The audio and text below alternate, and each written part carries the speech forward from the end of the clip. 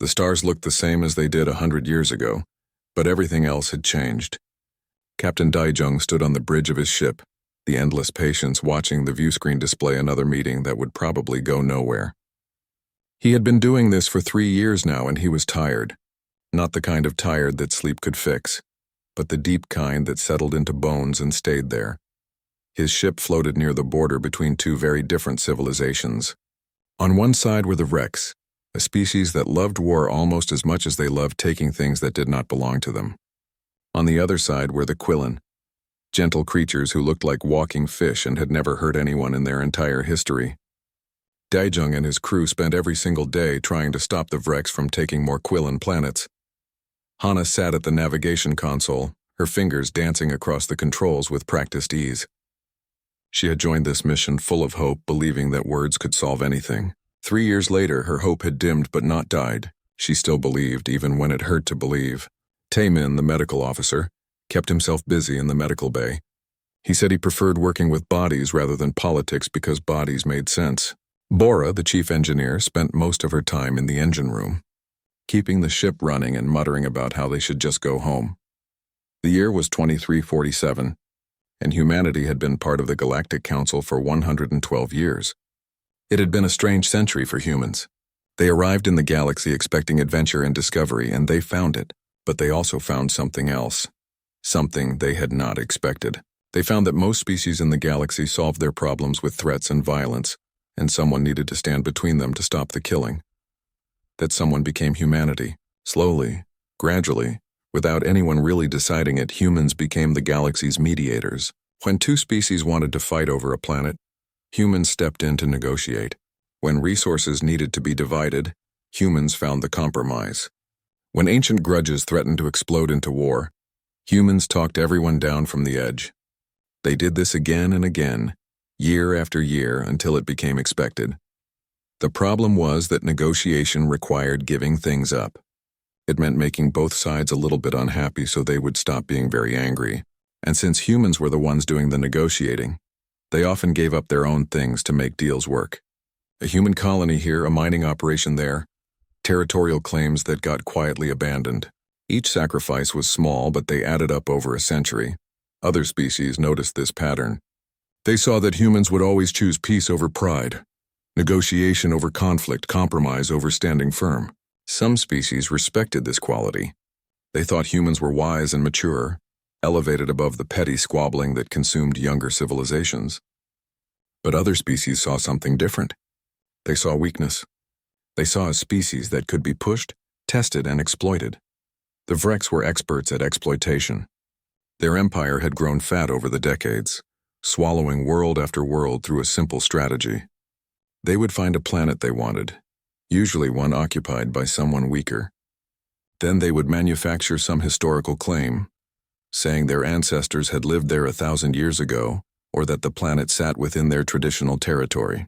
The claims were always lies, but they were backed by warships, so the lies did not need to be convincing. Once the claim was made, the Vrex would wait for human diplomats to arrive. The humans always came, desperate to prevent bloodshed. Then the negotiation dance would begin, with the Vrex demanding everything and the humans trying to find middle ground.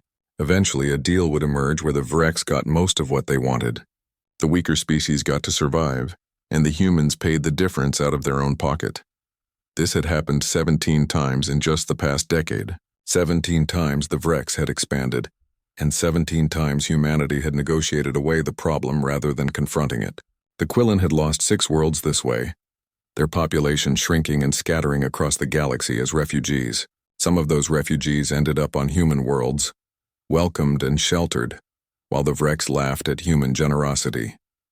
Ambassador Hyan represented Earth at the Galactic Council Station. He was a small man with gray hair and tired eyes, and he had been arguing for peace for 20 years. His office walls were covered with photos of successful negotiations, peace treaties signed, wars prevented. But lately, he found himself staring at those photos and wondering if success looked different than he had imagined. Prevention was good, but it was not victory. It was just postponing the inevitable. In the council chambers, representatives from 47 species gathered to discuss galactic affairs. The humans always sat in the same seats, always proposed the same solutions, always worked harder than anyone else to keep the peace. Behind closed doors, some species called them saints. Others called them fools. A few called them doormats, and those few were not entirely wrong. Daejung received another message from the Vrex commander requesting a meeting. He sighed and told Hana to prepare a shuttle. Another day, another negotiation, another small surrender in the name of peace. The captain did not know it yet, but the universe was running out of patience faster than his ship could generate it. Nova Yeju was beautiful in the morning light. The colony world had taken 20 years of hard work to transform from a dusty rock into something that could support life. 80,000 humans called it home now, along with 15,000 Quillan refugees who had nowhere else to go. Governor Yuna walked through the central plaza every morning, greeting her people and checking on their needs. She loved this place, loved what they had built together. The terraforming had been expensive and difficult. Every tree had been planted by hand, every field prepared with care, every river channeled with precision. The colonists had poured their lives into this world, and it showed. Children played in parks that had not existed 5 years ago. Farms produced food that fed the entire colony. Small towns dotted the landscape, each one a testament to human determination and hope. The Quillan refugees had integrated smoothly into colony life. They were good neighbors, grateful for the shelter and eager to contribute. Their children attended school alongside human children, learning the same lessons and playing the same games. It was the kind of peaceful coexistence that the Galactic Council liked to celebrate in their promotional materials. Look how well different species could live together when given the chance. Then the Vrex arrived and peace became complicated again. Their fleet appeared in orbit one morning without warning, 20 warships bristling with weapons. The Vrex commander broadcast a message to the entire colony. He claimed that Nova Jeju sat within historical Vrex territory and demanded that everyone leave within 30 days. The claim was absurd, completely made up, but it came with enough firepower to make lies sound like truth. Governor Yuna immediately contacted Ambassador Hyon at the Galactic Council. She explained the situation, the ridiculous claim, the threat hanging over her people. Hyon listened with sympathy and frustration. He had heard this exact story too many times before. He promised to send negotiators and told her to stay calm, that humanity would find a peaceful solution. Yuna wanted to believe him, but belief was getting harder. Captain Daejung and the Endless Patience were the closest diplomatic vessel, so they got the assignment. It took them 4 days to reach Nova Jeju, and by the time they arrived, the Vrex had already started making additional demands. They wanted compensation for the colonists having illegally occupied their territory. They wanted formal apologies. They wanted humans to help relocate the Quillan refugees somewhere else, preferably somewhere far away. The negotiations began in the conference room of the Endless Patience.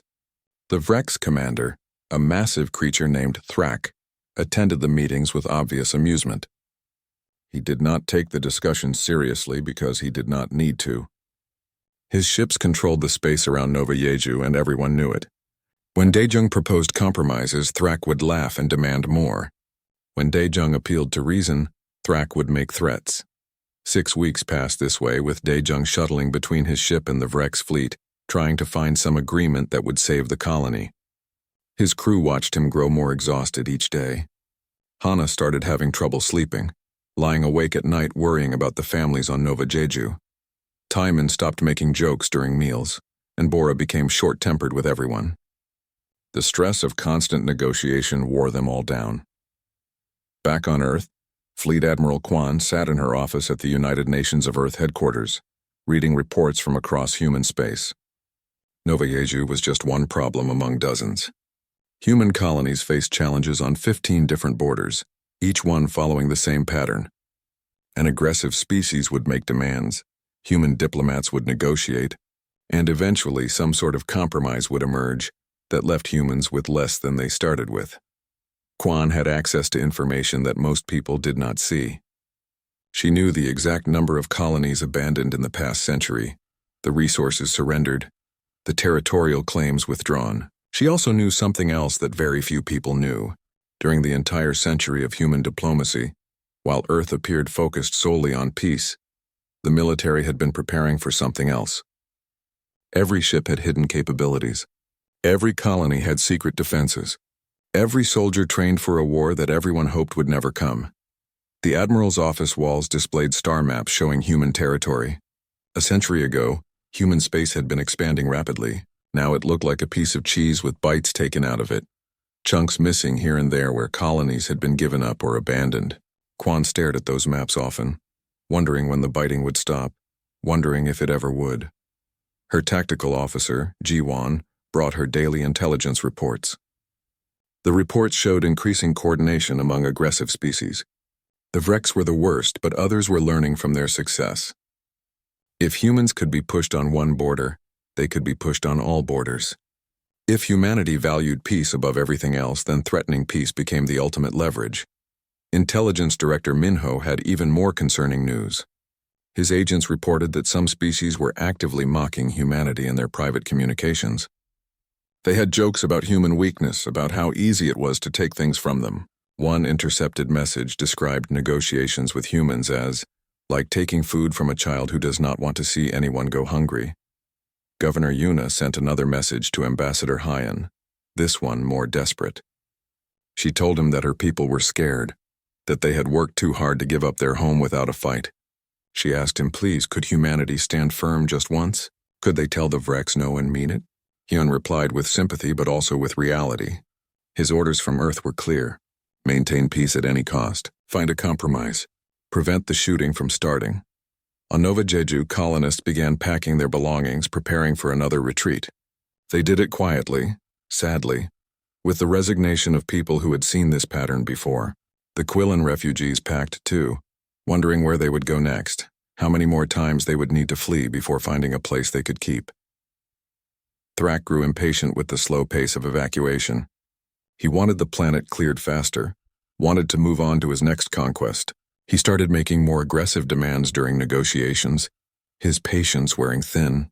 Daejung could see the danger building but felt powerless to stop it. He was a diplomat with words as his only weapon, facing a warrior who valued only strength. The galaxy watched Nova Jeju with mild interest, another minor incident in the endless cycle of stronger species pushing weaker ones around. No one expected anything different to happen. The pattern was too well established, too predictable. Humans would negotiate, sacrifice something, and everyone would move on until the next time. The morning started like any other morning on Nova Jeju. Children woke up, got dressed, ate breakfast, and headed to school. Parents went to work in fields and factories. The Quillen refugees opened their shops and began their daily routines. Everyone had grown somewhat used to the Vrek ships hanging in orbit like dark clouds, threatening but not yet delivering rain. Governor Yuna had not slept well in weeks.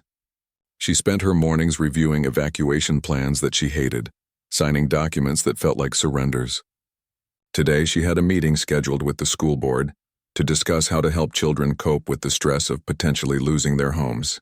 It was the kind of meeting she never imagined having when she accepted the governor position. Up on the endless patience, Captain Daejung prepared for another round of negotiations with Thrak. The Vrek's commander had been even more aggressive lately, his demands growing more unreasonable each day. Daejung's crew could see their captain struggling, searching for compromises where none existed. Hana brought him coffee and told him to eat something. He thanked her but did not touch the food.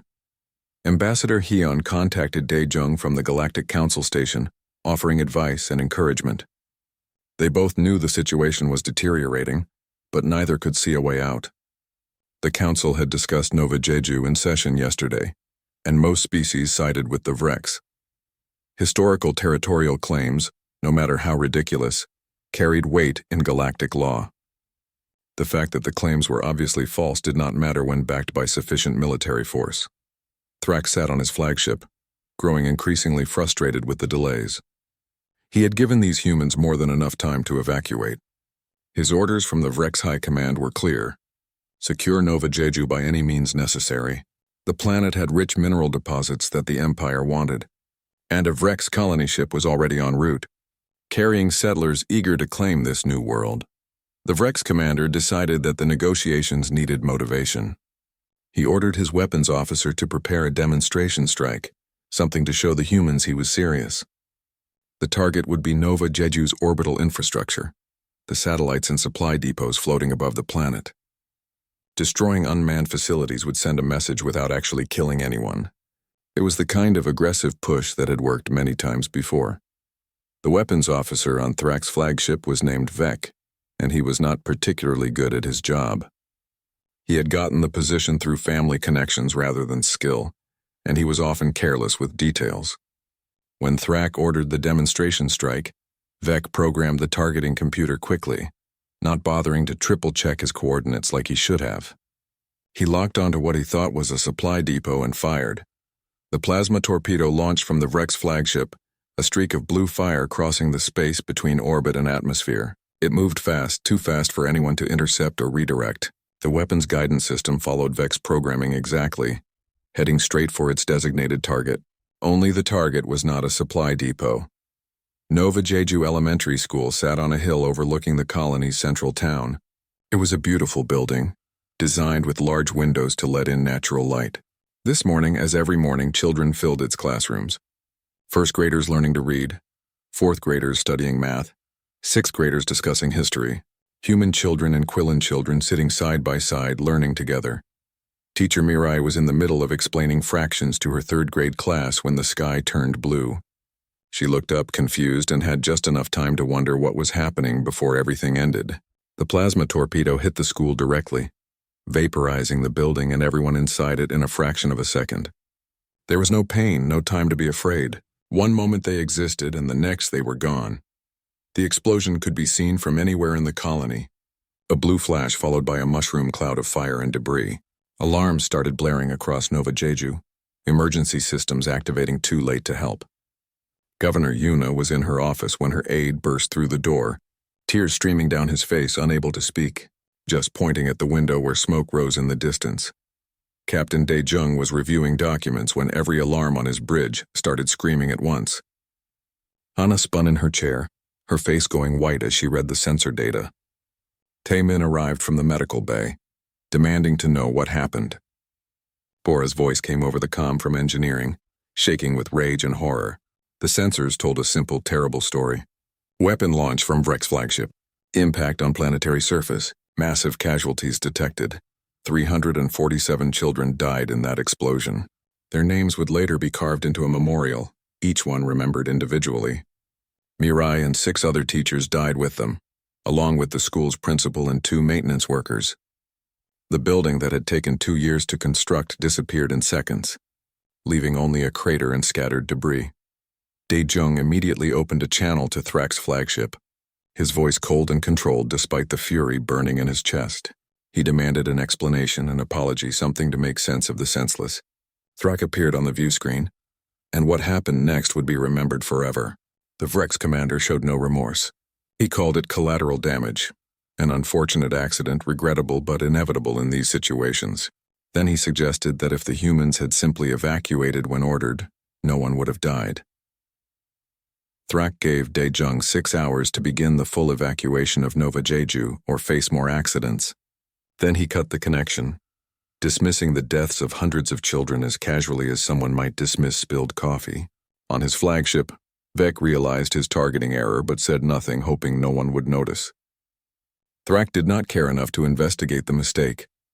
On Nova Jeju, parents rushed to the school site, hoping desperately for survivors. There were none. The medical response teams arrived and found nothing they could do, no one they could save. Governor Yuna stood at the crater's edge, looking down at where a school had been, and something inside her broke. Not her spirit, but her faith in the system that had led them here. On Earth, Fleet Admiral Kwan received the incident report within minutes of the strike.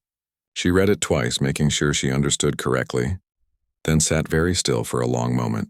Her hands were steady as she activated a private communication channel that had not been used in over a century. She began contacting the Joint Chiefs of Staff, the top military leaders of human civilization. It was time for a conversation they had been avoiding for 100 years. Ambassador Hyun learned about Nova Jeju while sitting in the Galactic Council chambers. Someone handed him a message and he read it standing there in front of 46 other species representatives. His face showed nothing, years of diplomatic training keeping his expression neutral. But inside, something fundamental shifted. He requested an emergency session of the full council and began preparing a speech that would change everything. On the endless patience, Dai Jung's crew sat in stunned silence, processing what had happened. Hana was crying quietly at her station. Taemin had stopped talking entirely. Bora asked her captain what they were going to do now, and Dae-jung had no answer yet. He stood on his bridge, looking at the stars, thinking about children who would never grow up to see them. The galaxy did not know it yet, but something had broken on Nova Jeju. Not just buildings and bodies, but the foundation of understanding that had maintained peace for a century. Humanity's tolerance, stretched thin over decades of provocations, had finally found its limit. News traveled fast in the age of faster-than-light communication. Within hours, every human colony knew about Nova Jeju. Within days, every human in the galaxy had seen the names and faces of the dead children. The response was not loud or dramatic at first. It was quiet, a deep silence that spread across human space like ice forming on still water. On the farming colony of New Seoul, workers stopped in their fields when they heard the news. They stood motionless for several minutes, then resumed their work with harder, angrier motions. On the mining station above Titan, crew members gathered in the common area and watched the news broadcasts in complete silence.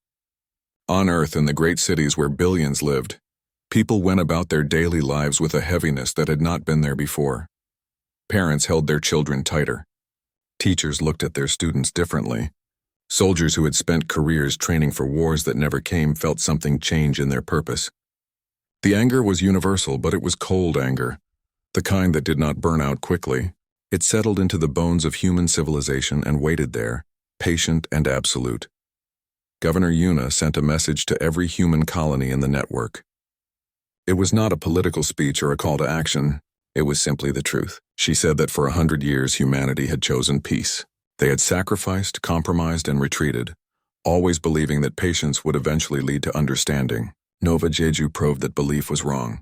Some species would never understand anything except strength, and it was time humanity remembered how to be strong. Captain Dae-jung sat in his quarters, staring at a message from Earth Fleet Command. The orders were encrypted with codes he had learned during training but never expected to use. When he decoded them, his hands shook slightly as he read. Then his hands steadied.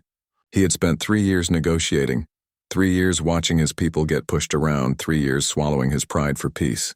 Those 3 years were over. He walked onto his bridge where his crew waited, all of them looking at him with questions in their eyes. Dae-jung's voice was quiet but clear as he gave orders that surprised no one, and everyone at the same time. All hands to battle stations. This was not a drill. The ship that had spent years pretending to be weak was about to remember what it really was. The endless patience had been built in the orbital shipyards above Earth 20 years ago. Most people, including most of Dae-jung's crew, thought it was a diplomatic vessel with light defensive weapons. They were wrong. The ship was a warship that had been disguised as something peaceful, and its disguise was very good. Hull panels that looked decorative actually hid weapon batteries. Sensor arrays that appeared scientific could target enemies with precision.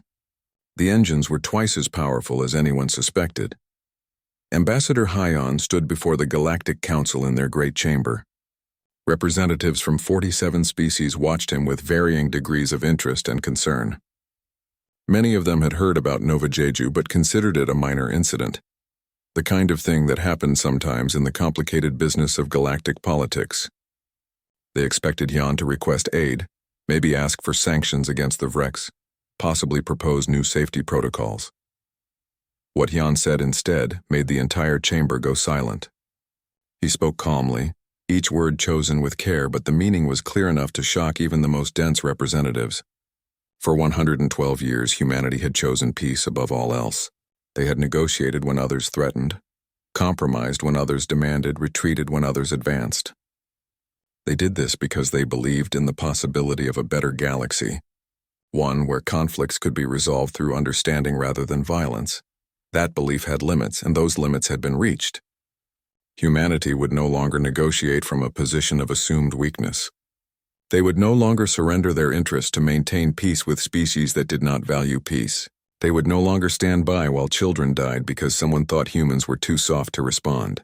The galaxy was about to learn something it should have learned a century ago. Humanity chose diplomacy not because they were weak, but because they were strong enough to have a choice. The Vrex representative stood to object. calling Hyun's speech unnecessarily emotional, and accusing humanity of overreacting to a simple accident. Several other aggressive species murmured agreement. They had been profiting from human tolerance for decades and saw no reason for things to change. What they did not understand, what none of them understood, was that everything had already changed. Fleet Admiral Kwan sat in the command center deep beneath Earth's surface, watching dozens of screens showing human military positions across the galaxy. She was an old woman who had spent most of her career managing a military that never fought. She had joined the service 50 years ago, when humanity still remembered how to wage war. She had watched that knowledge fade as peace became the default, the only option anyone considered. But the knowledge had not disappeared. It had been carefully preserved, updated, and refined. Every officer in human service knew the basics of warfare. Every ship captain had studied tactics and strategy. Every colony maintained defensive systems that had never been activated. Earth's military had spent a century preparing for a war they hoped would never come. And now it had come. Kwan broadcast a message on all Earth military frequencies, a message that used codes and phrases that had been waiting 100 years to be spoken. Protocol Havoc is now active. Those 4 words changed everything. Across human space, military commanders received additional orders. Diplomats were recalled. Defensive systems came online. Ships that had been pretending to be civilian transports powered up weapons that no one knew they carried. On Nova Jeju, Governor Yuna watched Vrek's ships in orbit through her office window. She had received a message from Earth Fleet Command, telling her to prepare her people for military action. After a century of retreating, humanity was about to stand its ground. She felt no satisfaction, no joy in the knowledge. Too many children had died for anyone to celebrate. But she felt something else, something that had been missing for a long time. She felt hope. Captain Daejung's crew worked with focused intensity, transforming their ship from diplomatic vessel to combat-ready warship. Hana plotted attack vectors with a skill she had learned in training but never used in practice. Taemin prepared the medical bay for casualties, though he hoped there would be none. Bora ran diagnostics on weapon systems that had been dormant for years, finding them all perfectly functional because human engineers never stopped maintaining them. The Vrek's fleet around Nova Jeju had no idea anything had changed. Thrak was pleased with how things had developed. The death of some children had finally motivated the humans to move faster. He expected full evacuation to begin within his 6-hour deadline. He was already planning which parts of the planet his settlers would claim first. On his flagship, Weapons Officer Vek had managed to hide his targeting error. No one had questioned the strike, no one had investigated. The Vrek's military culture did not value precision or care about collateral damage. Results mattered, methods did not. Vek felt no guilt about the children, because Vrek's psychology did not include much capacity for guilt. They were a species built on conquest and dominance, and soft emotions interfered with those goals.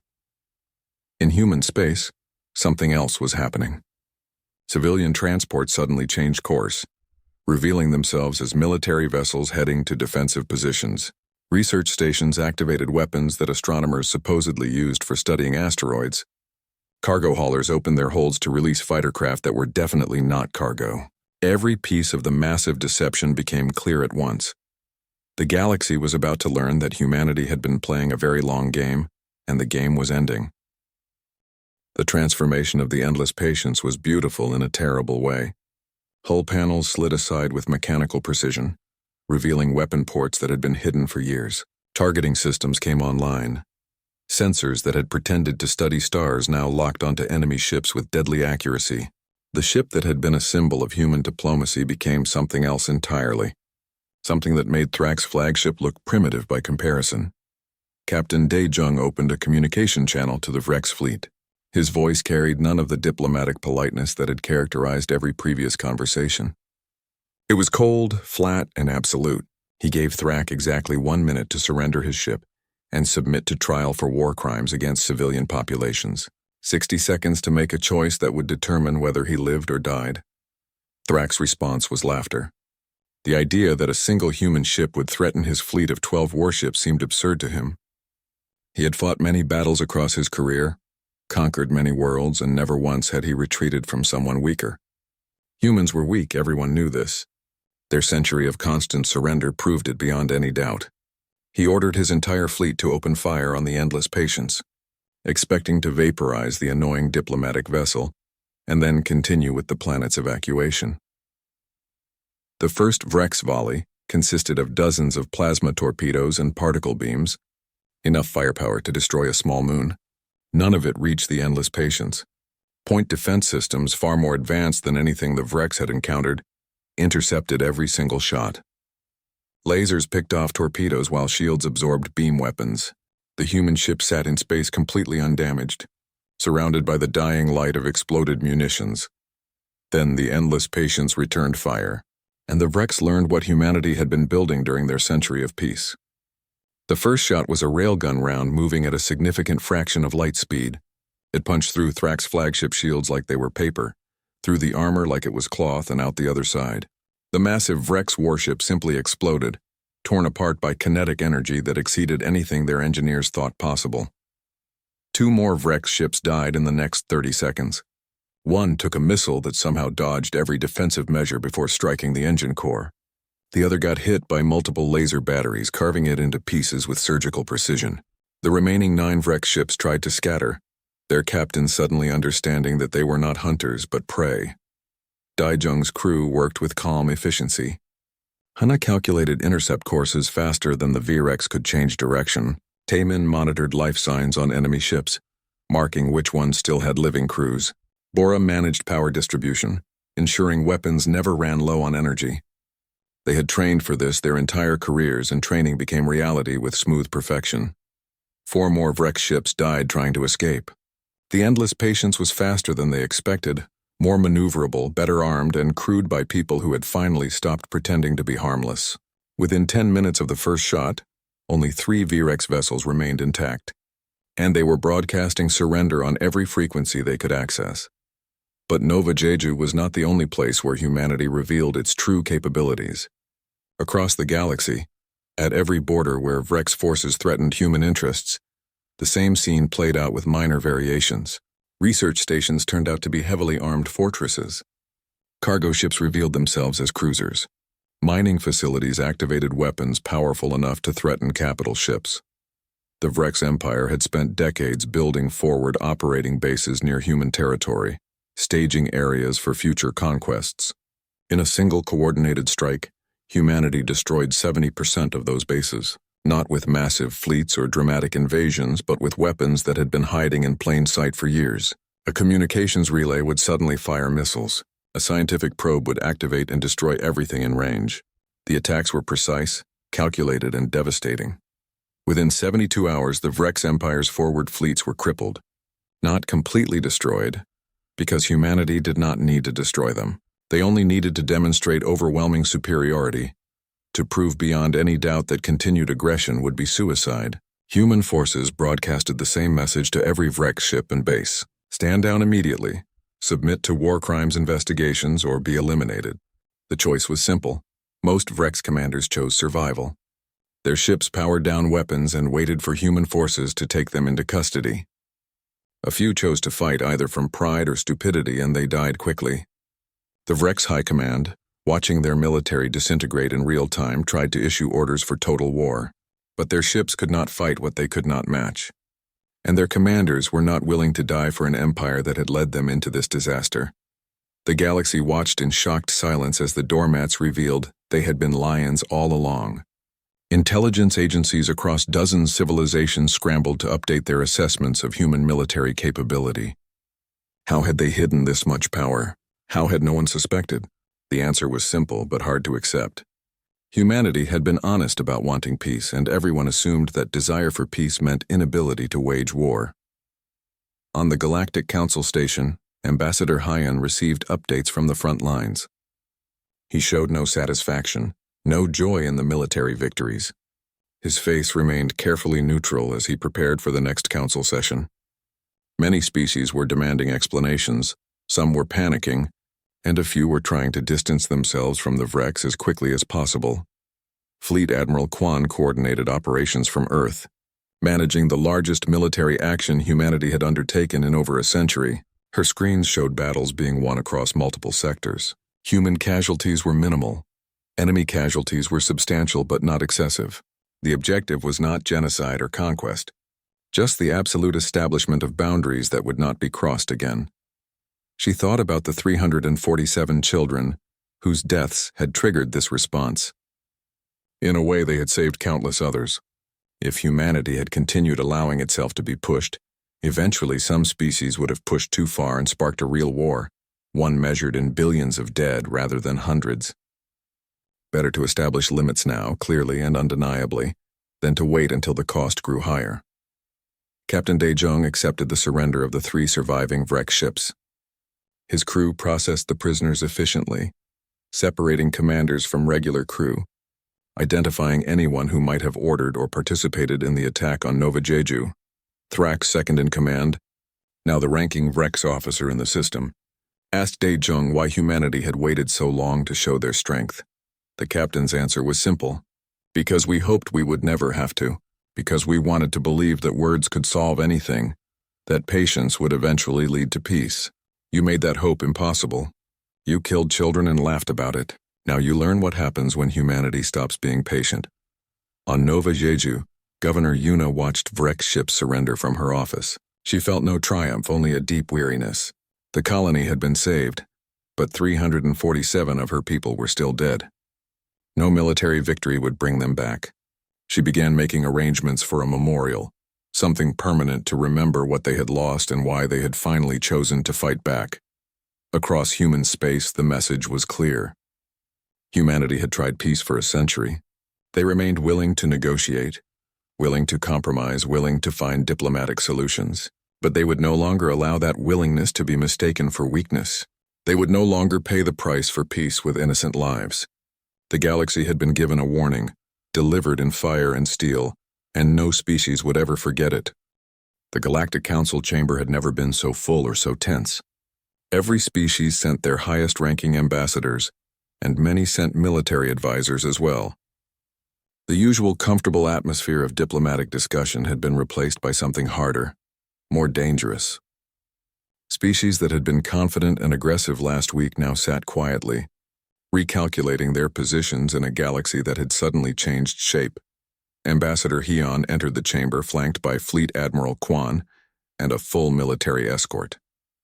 This alone sent a message. For a century, human ambassadors had arrived alone or with minimal staff, emphasizing their peaceful intentions.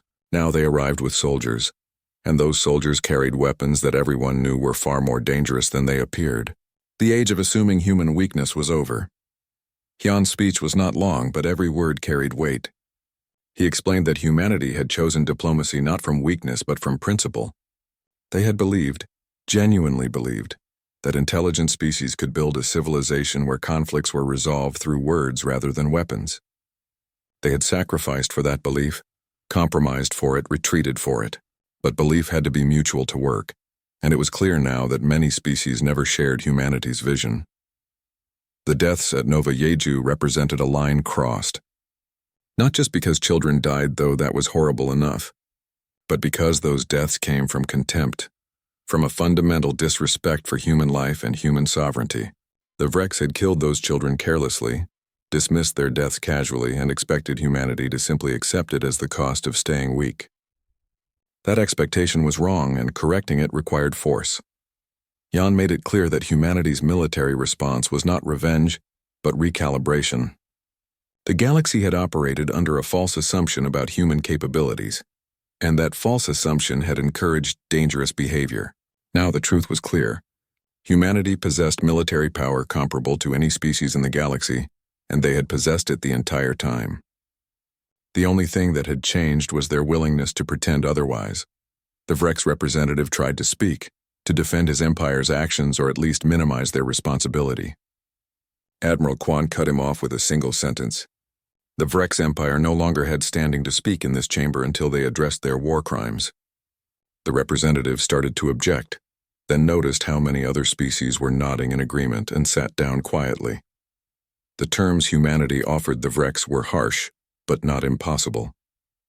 Complete withdrawal from all Quillan territories occupied in the past 50 years. Full reparations for destroyed worlds and displaced populations. War crimes trials for any commander who ordered attacks on civilian targets. inspection protocols to ensure demilitarization of border regions. The Vrex Empire could accept these terms and survive, or reject them and face systematic dismantling of their military infrastructure. The Vrex High Command held an emergency session that lasted 18 hours. They reviewed casualty reports, damage assessments, and projections for continued conflict. Every analysis reached the same conclusion. They could not win a war against humanity. They had thought they were fighting sheep and discovered they had attacked wolves. Pride demanded they fight on, but survival demanded they surrender. Survival won. Other species that had been testing human borders suddenly found reasons to revisit their territorial claims. The aggressive lizard-like Korthan Dominion, which had been harassing human mining operations for years, sent formal apologies and proposed new treaties recognizing human sovereignty. The insectoid Thracian swarm, known for expanding into any space they perceived as weakly defended, pulled back their forward colonies and requested diplomatic talks. It was remarkable how quickly aggressive species became interested in peaceful negotiation once they understood their targets could fight back. Claims that had been absolute and non-negotiable last month became flexible and subject to compromise this month. Resources that were described as vital to survival suddenly became less important. The entire diplomatic landscape shifted in days. Captain Dai Jung oversaw the peaceful withdrawal of Vrex forces from Nova Yeju. The occupation had lasted less than 2 months, but it felt longer to everyone involved. Vrex ships departed one by one, their crew subdued and quiet. Some looked angry, others looked afraid, but none looked contemptuous anymore. They had learned respect the hard way. Thrax's former second-in-command, a Vrex officer named Kresh, who was now the highest-ranking survivor from the original fleet, asked to speak with Daejung before leaving. The captain agreed, curious what the Vrex wanted to say. They met in a conference room aboard the Endless Patience, just the two of them, with guards stationed outside. Kresh asked the question that was bothering him most. Why had humanity waited so long to demonstrate their strength? If they had this much power all along, why suffer through decades of being pushed around? Why allow the Vrex to take so much before finally fighting back? Daejung's answer was simple and sad. Because we wanted to believe in a better way. Because we hoped that patience and kindness would eventually be reciprocated. Because we did not want to be the kind of species that solves problems with violence. What changed? Kresh asked. Daejung's response was equally simple. You killed children and felt nothing. That showed us that some species would never understand peace, would never value life beyond their own interests. We could keep hoping and keep losing, or we could accept reality and establish boundaries that you would actually respect. You made that choice for us. On Nova Jeju, Governor Yuna presided over the memorial dedication. The entire colony attended, humans and Quillen together, standing in silence as she read the names. 347 names, each one a life cut short, a future erased. The memorial was a simple stone wall with every name carved into it, and at the top a single sentence. They died believing in peace. Their memory demands justice. The Quillen refugees wept openly during the ceremony, grief for the human children who had welcomed them mixing with grief for their own losses over the years. They had fled Vrex aggression only to see it follow them, only to watch more innocents die. But they also saw something else now. They saw that humanity had finally drawn a line, and that line would protect both humans and those humans chose to shelter. Fleet Admiral Quan began repositioning human forces across the galaxy. Not as conquerors or occupiers, but as enforcers. Human ships patrolled borders that had been porous before, making it clear that unauthorized incursions would be met with immediate response. Human stations established monitoring networks that tracked potential threats. Human colonies activated defensive systems that made them far harder targets. The message was consistent across all human space. We prefer peace. We prefer negotiation. We prefer finding solutions that benefit everyone. But those preferences are not weaknesses to exploit. They are choices we make from strength, and we will defend those choices with whatever force proves necessary. Test us if you wish, but understand that testing has consequences now. Ambassador Hyan worked with moderate species on the Council to establish new protocols for territorial disputes. The old system had favored aggressive species because it assumed everyone would negotiate in good faith. The new system included actual enforcement mechanisms, backed by human military power and supported by other species tired of constant aggression. Not everyone liked the changes. Some species had profited greatly from the old system where might made right, and humans absorbed the consequences. They grumbled about human imperialism, about humanity imposing their values on everyone else. But they grumbled quietly, because loud complaints had a way of attracting attention, and human attention was dangerous now. 6 months after Nova Jeju, the galaxy had found a new balance. It was not perfect, not peaceful everywhere, but it was better. Aggressive species still tested boundaries, but they did so more carefully. Diplomatic negotiations still happened, but they happened between parties that respected each other's capabilities. The strong still tried to dominate the weak, but the weak now had protectors who could actually protect them. Humanity had become what they never wanted to be, what they had spent a century trying to avoid becoming. They were enforcers, the galaxy's police, the species that backed diplomacy with force. It was not the dream they had cherished, but it was reality, and they accepted it because the alternative was worse. The ship formerly known as the Endless Patience had a new name now. Captain Dae-jung stood on the bridge of the Remembered Children, looking at the nameplate that had been installed last week. His crew had voted unanimously for the name change, wanting to honor those whose deaths had transformed everything. The ship still performed diplomatic missions, but it no longer hid what it was capable of doing. Negotiations went differently now. When Dae-jung arrived to mediate a dispute, both parties knew that behind his words sat weapons that could destroy fleets. This knowledge changed behavior in interesting ways. Species that might have dragged out negotiations for months suddenly found ways to compromise quickly. Demands that once seemed non-negotiable became flexible. The presence of force, even unspoken force, made diplomacy more efficient. Officer Hana had stopped having nightmares about Nova Jeju. Not because she had forgotten, but because she felt like those children's deaths had accomplished something. The galaxy was safer now for other children, human and alien alike. She still mourned them, still visited the memorial whenever the ship stopped at Nova Jeju. But the mourning had purpose now. Taemin agreed with her, though he kept his thoughts private. Bora simply said that engineering made more sense than politics, but even she admitted that sometimes politics needed engineering solutions. The Quillan species was thriving for the first time in decades. Protected by human guarantees backed by human weapons, they had begun reclaiming their lost worlds. Vrex forces that once occupied Quillan planets had withdrawn, and Quillan colonists returned to homes they thought they would never see again. Some worlds were damaged beyond repair, but others could be restored with time and effort. The Quillan government, such as it was, had offered to join a formal alliance with humanity. Ambassador Hyun carefully explained that humanity was not building an empire, not collecting client species, not trying to dominate others the way the Vrex had. But they would honor defense treaties with species that shared their values, species that wanted peace but lacked the power to maintain it alone. The Quillan became the first species to sign such a treaty, but they would not be the last. Other peaceful species watched what happened to the Quillan and made their own calculations. The gentle traders, an aquatic species that had been losing territory to aggressive neighbors for years, requested human protection. The archivists, a species devoted to preserving history and knowledge, asked for defense guarantees for their library worlds. Slowly, carefully, a network emerged of species that wanted peace and were willing to align with humanity to maintain it. Captain Dae-jung found this development troubling in some ways. It looked too much like empire building, too much like humanity becoming the dominant power they had spent a century avoiding becoming. But Governor Yuna, during one of his visits to Nova Jeju, offered a different perspective. The strong have always dominated the weak.